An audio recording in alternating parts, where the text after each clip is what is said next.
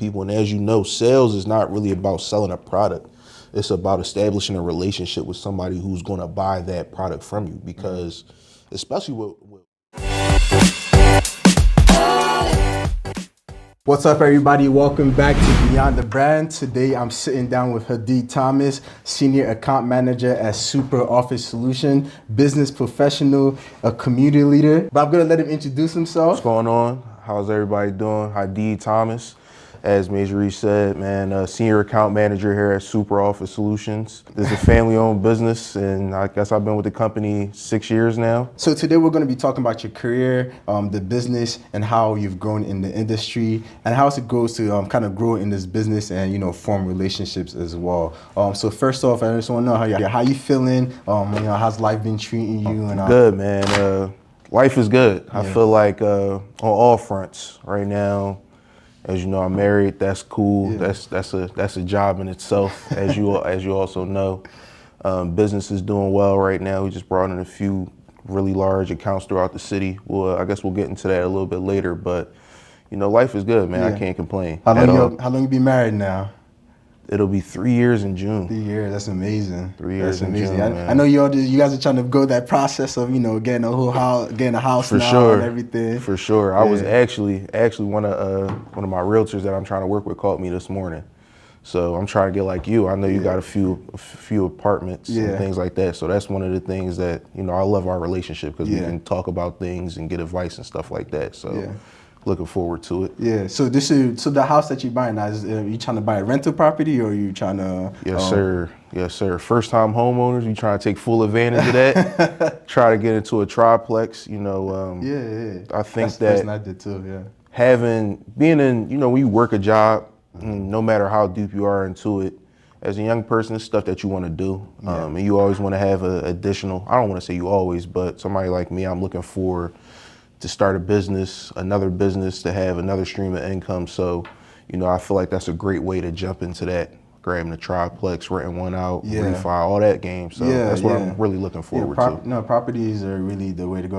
Always try to get the equity out and just try to reinvest in it, reinvest as well. I always try to tell people, like, if you're gonna buy your first property, you always want to try and see if you can, at least be like a duplex or a triplex or something, so you can kind of like hack that system. For sure. Right?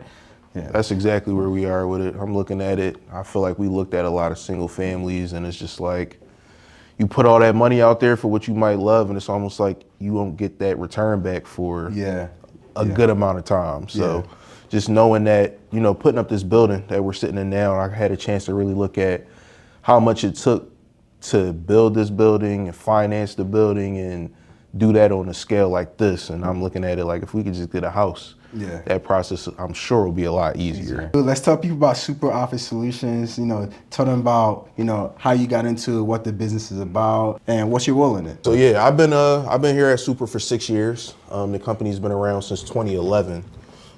We are pretty much a full service office supply company, but really.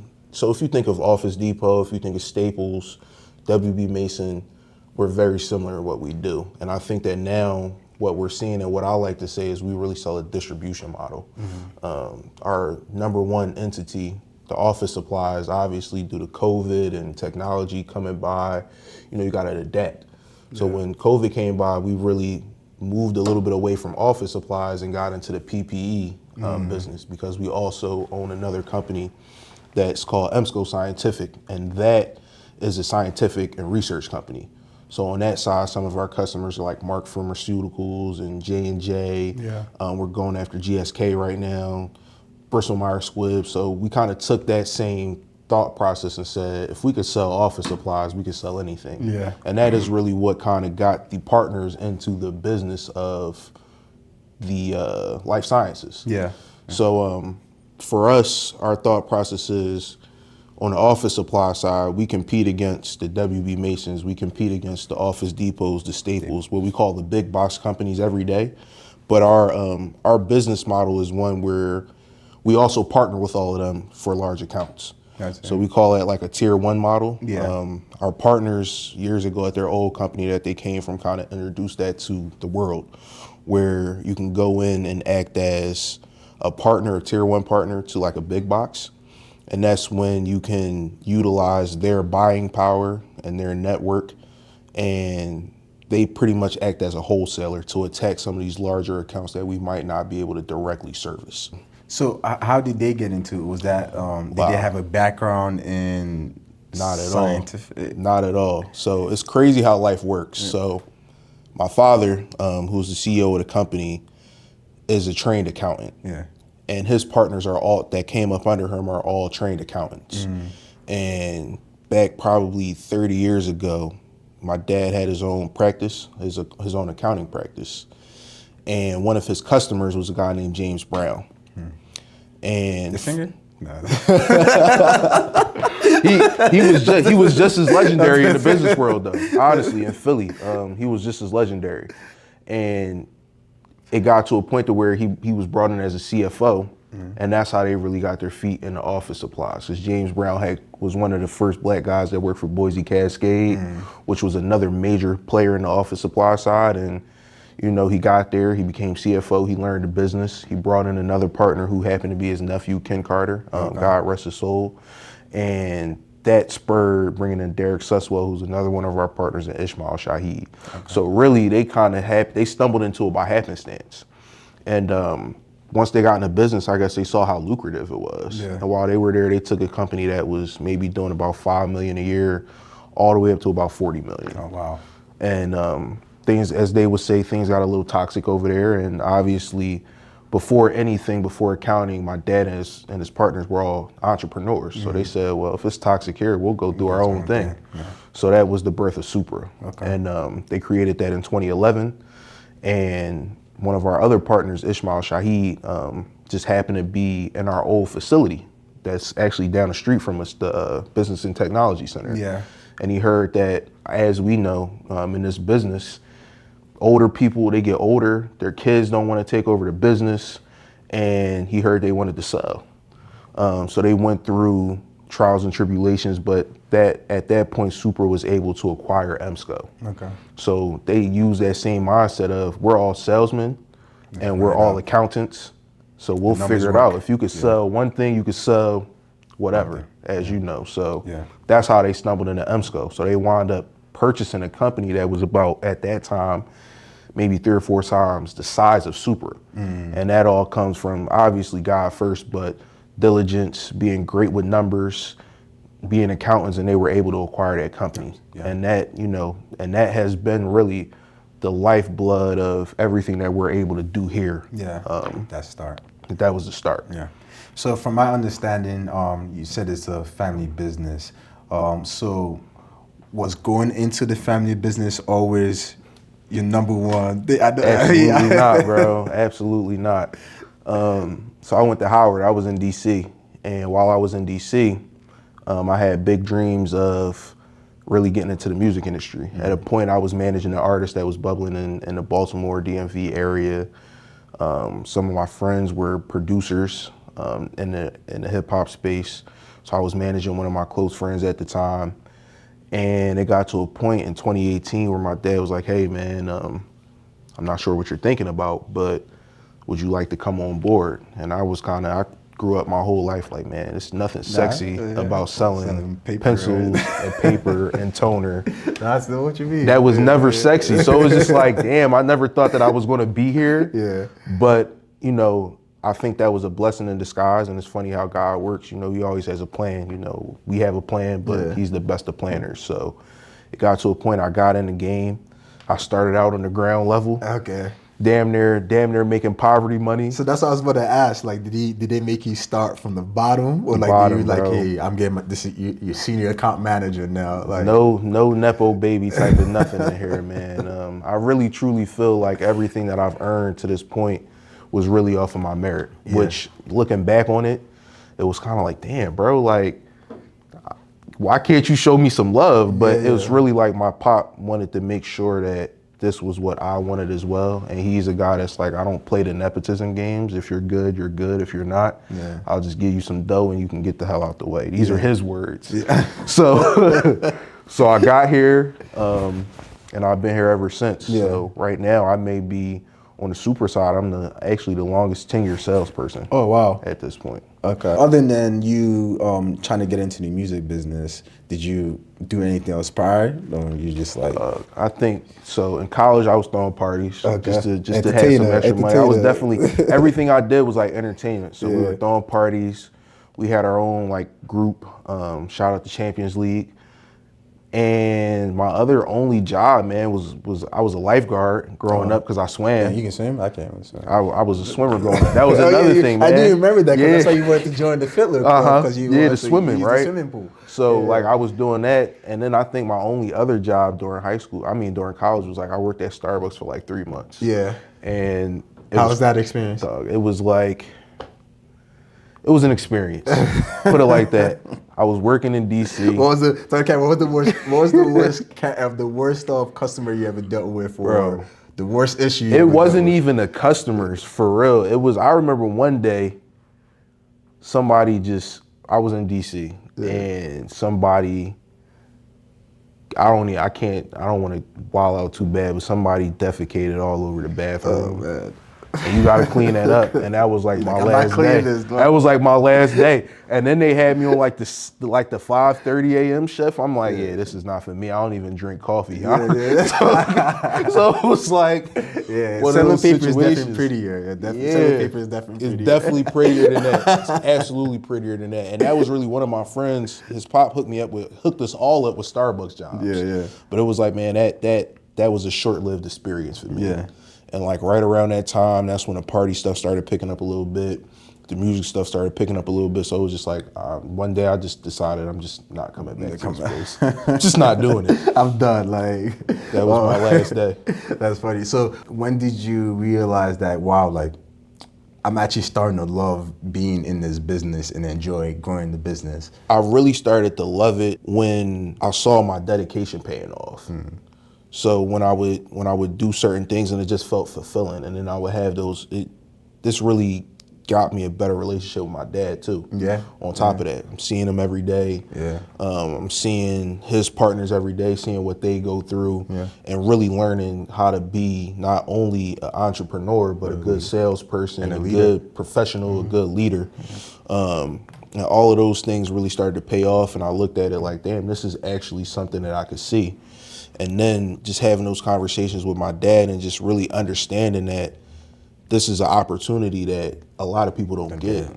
A lot of people don't get. And just also understanding that I don't even want to just say black people, but a lot of kids grow up with their entrepreneur parents and they have big dreams of being doctors and lawyers, and nothing is wrong with that, but something paid for all of that. Yeah. And it's cool to know, like, damn, like I have a direct impact on what kind of helped Legacy. me grow up. Yeah. And you know, my dad and his partners always talked about, we want this to be a legacy company, not a lifestyle company. Yeah. So that thought process was like, this is bigger than me Yeah. at the end of the day. So just knowing that a culmination of all of those things kind of make it worthwhile. So were you doing things when you were younger for the company, or you were just like, the company is here and I'm going to Howard, you Definitely my business degree? it was definitely a bit of both. Yeah.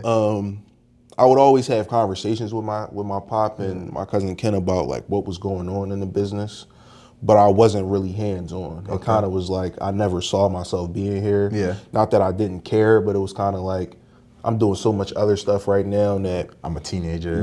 I'm focusing on, what's going on. So like I knew the history of stuff and I always listened and paid attention, but it wasn't really until I got here that I understood the magnitude of what the company was and what they were trying to accomplish. Yeah.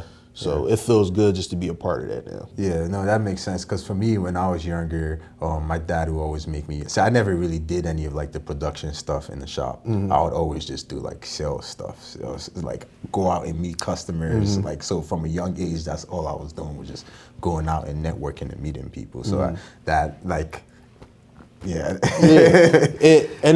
really is that thing when you're a kid, you like, man, like I want to do so much other stuff. Like you look at life like there's so much other things to do. Yeah. But I think when you get older, You see them damn bills starting to pile Yeah, up. You it's like, like, oh, I get oh, it. this was what was paying the bills, Yeah, and sponsoring all the stuff that I love to do. Yeah. So it's just like, okay, like there is money in this. I had practice, so like a sports practice after school, and my dad was like, "Cool, yeah, you go to sports practice, but just make sure you get to the entrepreneurship class by 6 o'clock." Listen, man, they used to make, even if it wasn't surrounded with Supra, it was like we were always doing something. I remember it was a program I used to do on the campus of Penn called Ashe. That was like a program where they brought kids in and taught them like entrepreneurship and like black entrepreneurship, black history. And that was always a major, major thing for me and my siblings that my parents like instilled in us, like, y'all are black, bro. Yeah. Like, learn your history, learn what's going on, and you start picking up different things. And I think that when you are aware of who you are, that makes your sense of pride and your sense of wanting to do good, accumulate and multiply. So tell me about how you go about like closing deals in your industry. What do you do in your everyday life and everyday day-to-day to kind of create leads and sales? When I came in, like we talked about, it wasn't no nepotism, it wasn't nothing like that. But the ability that I had when I first came in was how close I was to the partners. So that was another thing that when I talk to my friends and they work at these corporations and these companies, I'm like, I talk to the CEO, the COO, the CFO, EVP every day, and we have a good relationship. So I was able to really get knowledge from a lot of guys that are really good salespeople. Yeah. So for me, it developed with, like you said, the networking and meeting people. And as you know, sales is not really about selling a product. It's about establishing a relationship with somebody who's going to buy that product from you. Because especially with what we do, there's so many places that you can go get commodities from. It's really about the trust and the relationship that you have. So what I really learned was I was able to see the partners have these huge relationships. They would go into a room and everybody would want to shake their hand. Everybody would want a piece of their attention. And I was noticing that transferred into sales. Yeah. So for me, it was really about networking, getting my face out there, getting my name out there. I know for a lot of time, I really didn't even start doing this until this year, really, or last year. I didn't even really ever go into a meeting or anything and say, Lynn Thomas is my dad or Ken Carter is my cousin. Like, I never really operated on that. So for me, it's really about establishing a relationship and building that relationship. And I know that I've never been a guy to walk into a building that's like, I need to sell today. Yeah. Like a lot of my success has come from slow walking it. A lot of my biggest home runs have come from just developing a relationship and sticking with it. Yeah. So give you an example about that. Like for sure. When was the moment that you didn't think like, oh wow, like this turned into a bigger sale than I thought, and I was just going about my everyday life? Like, I'm gonna actually tell you right now. So right now in this second, we just opened up maybe close to $5 million worth of business. Wow. And that came off of me really going against the partners. And that was a relationship. Yeah, absolutely. No, absolutely. Because I tell them this all the time. Like, if I wouldn't have did that, we wouldn't have this business right now. But it really came from developing a relationship. I remember a guy came here, and this is I'm gonna make a long story short, but years ago when we first started the business, before I was even around, our president and COO at the time, Ken Carter, went to go meet with WB Mason. We had previously been almost exclusive partners with Office Depot at this point. And we felt, and I think that's always the good thing also about bringing in a younger set of eyes or somebody that's not around that doesn't have that same viewpoint. Because I think that as a company, we got a little bit content with dealing with Office Depot. And it got to a point to where I felt like, I'm looking at it like, why the hell are we okay with this? Why are we okay with this? And it was status something quo. has to be done. Yeah, it was literally like, no, we got to switch this around. Like, there's something going on. So the way that we operate is we get a commission, almost a compensation percentage of a sale on these big accounts. And I'm noticing, man, we keep having to argue with these damn people about points on the dollar, and they're the biggest damn thing in the world. Why are we arguing with them? And a sales rep, and I'll shout him out, his name is Kyle Donovan. We sat downstairs in the conference room, and we talked about a business move that, you know, we could make. And that was for a large account that we wound up winning with Office Depot later on. But we wound up not being able to work on that account together at the time. And WB Mason is out of Boston. And previously, Ken had went up there to take a meeting, and he didn't feel very welcome. At that time point, we were across the street. I think our operation looked a little bit more rinky-dink. We were a skeleton crew almost. And I don't think that they necessarily respected us, but it also just wasn't the right time at that point.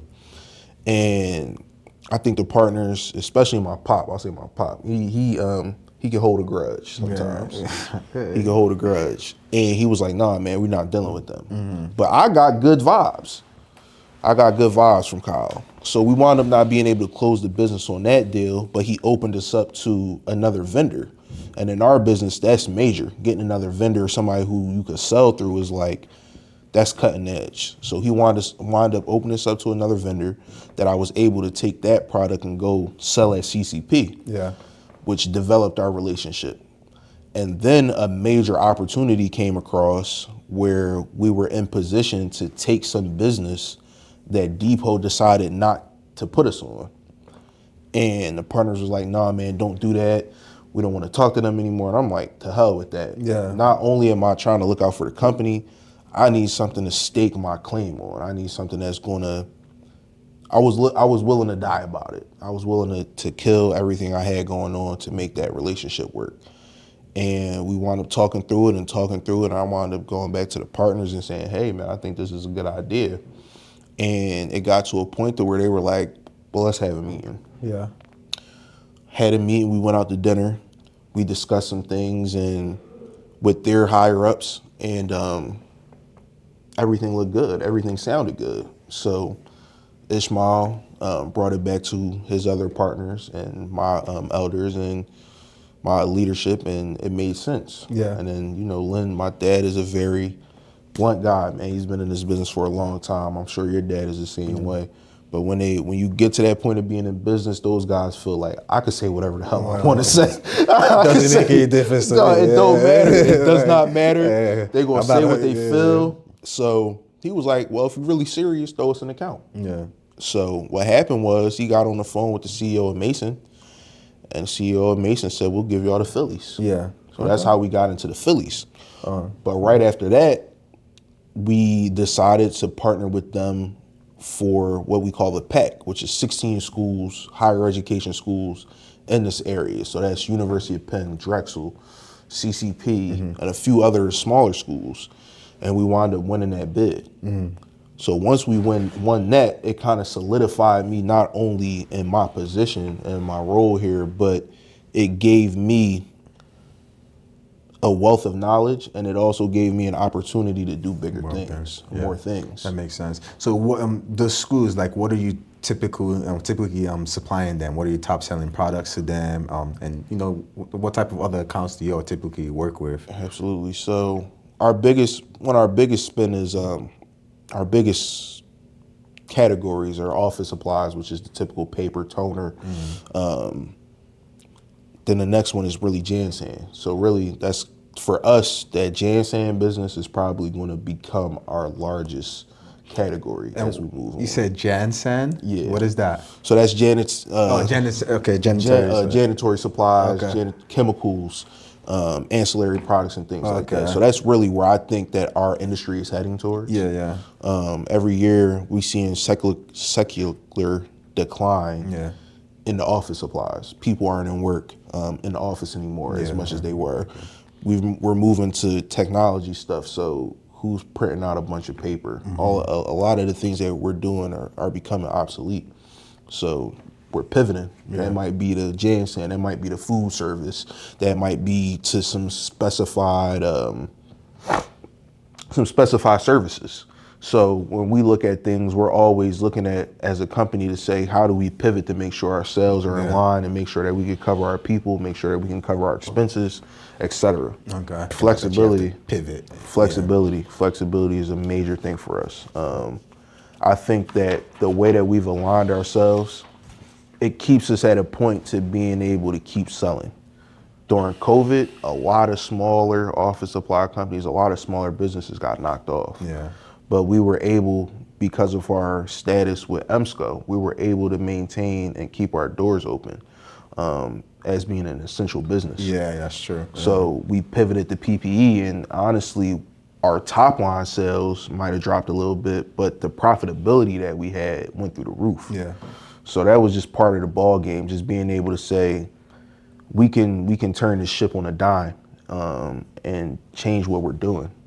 So that's a major thing for us. Yeah, I think that's also the biggest thing in business, right? It's just be able to know that you have to recognize to pivot, to do something else to make your business survive. And I feel like a lot of people that survived COVID, that's exactly what they did. Even us, we had to pivot to be sending a lot of like branded face masks, branded hand sanitizers, like, everything, like gloves, like everything. It just became branded, and all of a sudden you're essential. There's so much stuff during and then that's the other thing I love about this too. Like I was able to during that period run the whole COVID division. Yeah. So I was learning how to import goods. I was learning how to export goods. I was learning what FOB, like I learned so much that COVID was like, one, personally for me, it was like one of the years where I feel like I made a turn as far as to like my salary and like what I was making. It personally helped my pockets, but also it gave me so much like experience and knowledge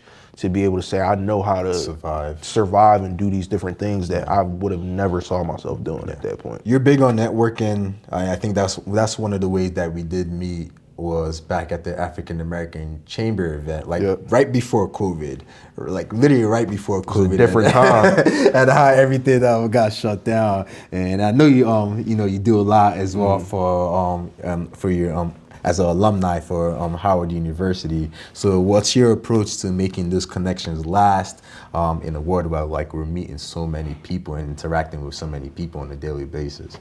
For me, I just really try to develop like genuine relationships with people.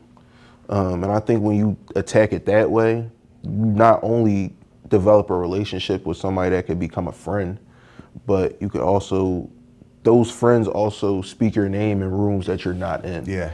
And I think that that's like the biggest thing that is a show and prove of one, who you are as a person, but who you are on the sales side too. Yeah. Because it's a lot of times where I have a relationship with somebody and it's nothing that I could sell them, but they'll say, I know so-and-so. I know so-and-so, or here's a contact, or I just said your name around this person and they're interested. Yeah. And I think also another thing for me has been like developing older mentors.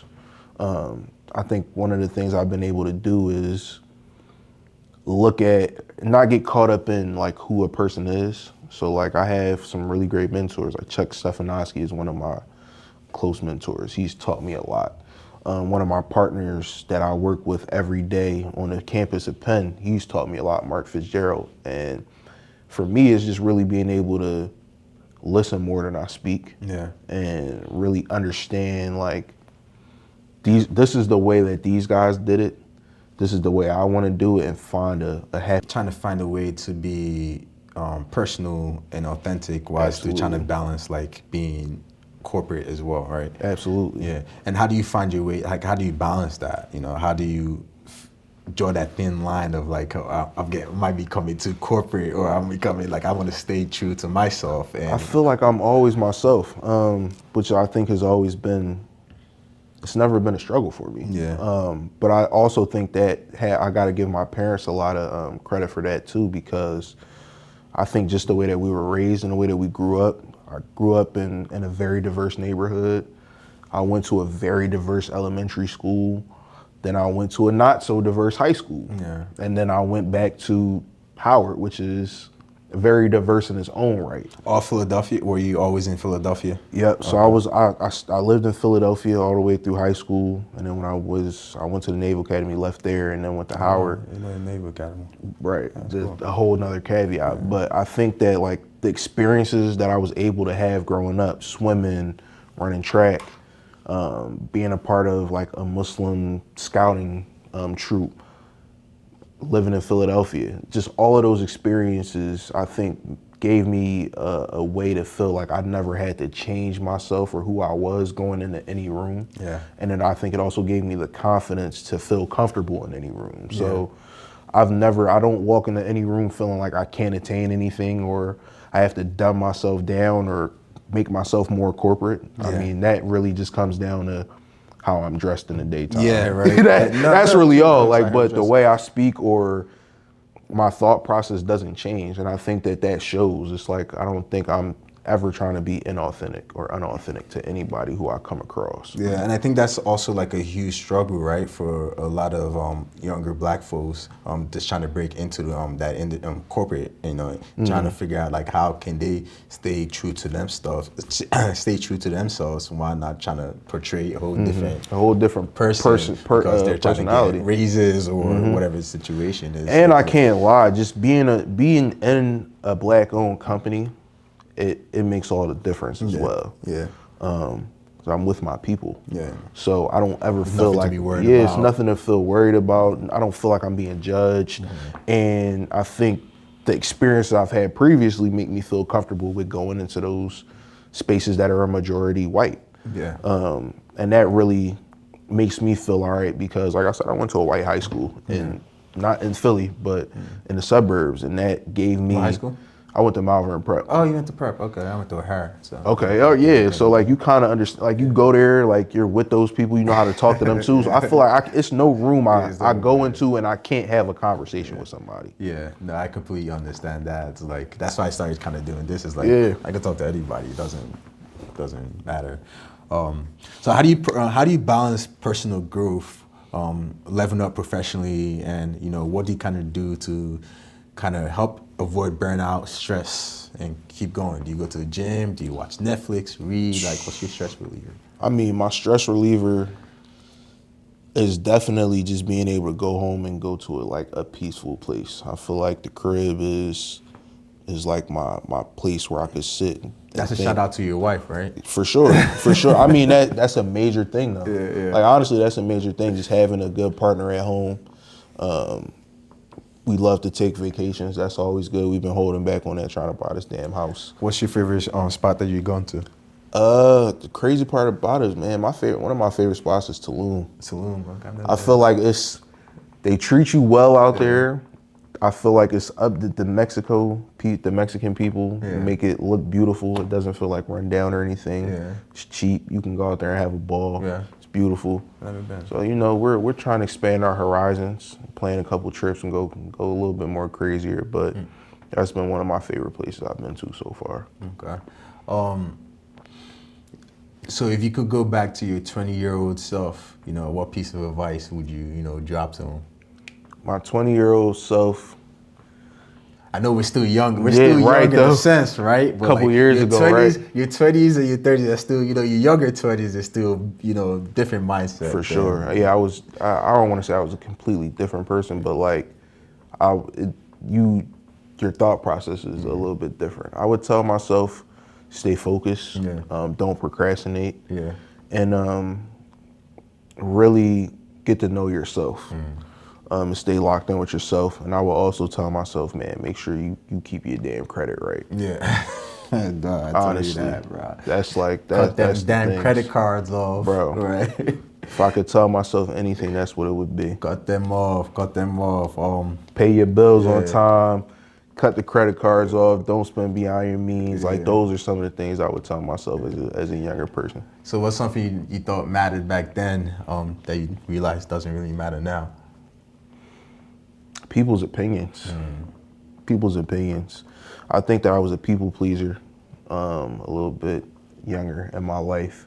And I kind of getting to the point where I'm like, I'm doing this for me. And for my family and future family. And I think that would be the biggest thing.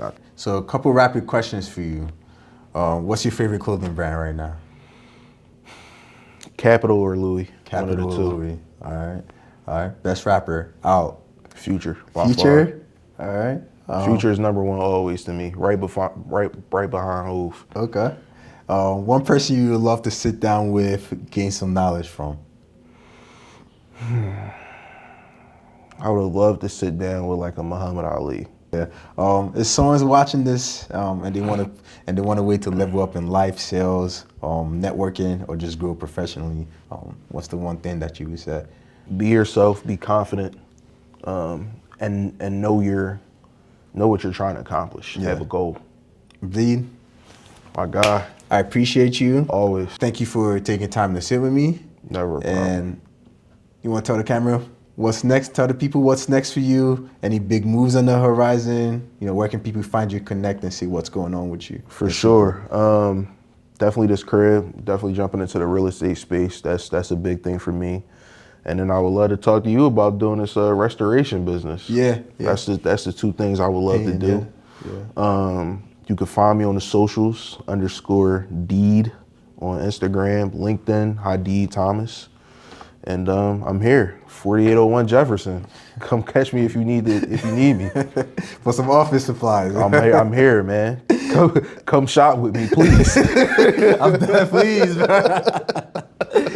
That's funny. All right. Thank you all. If you got some value from this, make sure you hit the like button, drop a comment, and subscribe for some real conversations like this. Until next time on Beyond the Brand, I appreciate you. Thank you again. And I hope that this inspires you to grow.